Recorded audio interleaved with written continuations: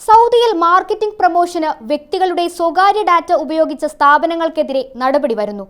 നിലവിൽ ഇത്തരം 48 പരാതികളിൽ അന്വേഷണം പൂർത്തിയായി. ബില്ലിംഗ് സമയത്തും മറ്റും ശേഖരിക്കുന്ന ഡാറ്റ ദുരുപയോഗം ചെയ്തെന്നാണ് കണ്ടെത്തൽ.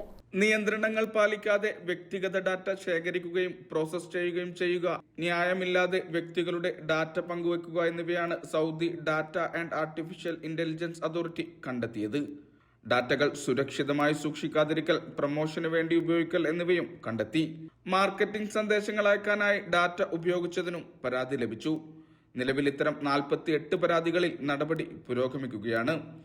സൗദിയിൽ ബില്ലിംഗ് സമയങ്ങളിൽ വ്യാപാര സ്ഥാപനങ്ങൾ ഫോൺ നമ്പർ ശേഖരിക്കാറുണ്ട്.